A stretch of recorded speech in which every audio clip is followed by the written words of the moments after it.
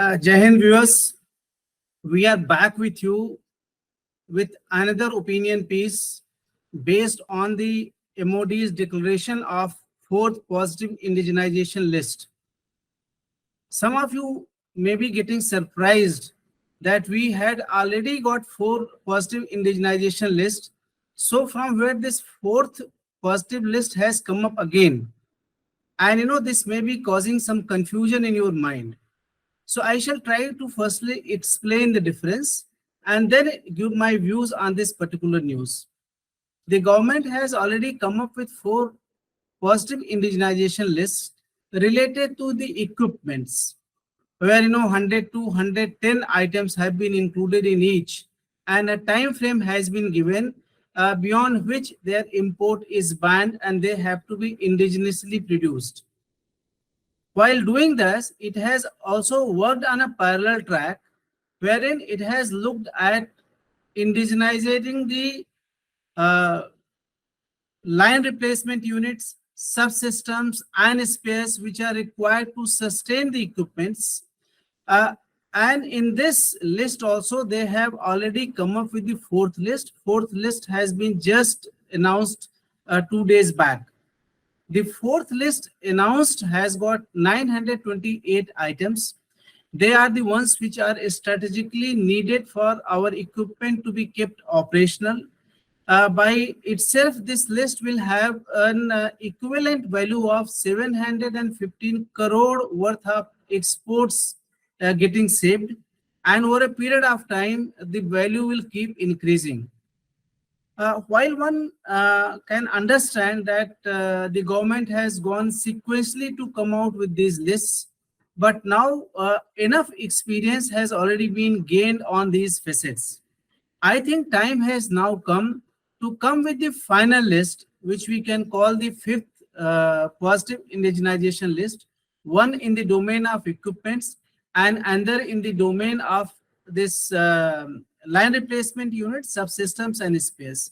And this fifth indigenous list in both these categories should cover the entire spectrum of the Indian Defense Forces held equipment, be it in Army, Navy, or Air Force. And that will assist for the industry and other stakeholders to look at the entire spectrum of challenges and also as to how they can leverage these as their opportunities, and then they can work towards that. I think it is also important that more ambitious timelines are imposed, especially in the list related to the sub-assemblies, components, and space, though the timeline has been already given, because that challenge has to be much more stronger, much more beneficial, because the current geopolitical situation and the way China is sitting in a transgressed mode on our LAC in Eastern Ladakh does not give us that kind of leverage of time, really speaking. Some of the recommendations, which can be looked at. One is the one which I have already advocated, that the next list should come and it should be the final and the last list, including all the items in both the categories. Then there is also creation of national hubs which are needed, where the samples for the items which have to be indigenized has to be kept and be made available to industry, including the TOT inputs, including the material and other inputs, including the facilitation in terms of the quality accreditation and range testing wherever these things are required. Each item should also be linked in transparent manner, that if somebody succeeds to indigenize this kind of product in a given time frame with requisite quality, as to how much quantum of order can be assured. Some minimum cost can be also indicated ab initio, so that the stakeholder know that as to what they are looking for as far as return of investment, ROI is concerned. And they must be assured of the orders if they do the successful indigenization.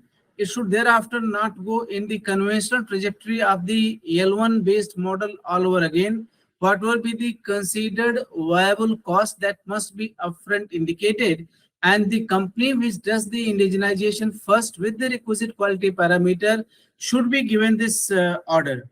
I think, with this, the industry can be taken into confidence and their capacities can be leveraged for the national good. The process has to be simplified and the focus has to be on the product. And all said and done, though there are miles to go before one reaches the end aim, but I think the action taken by the government to declare this list and including these items is a very, very welcome step.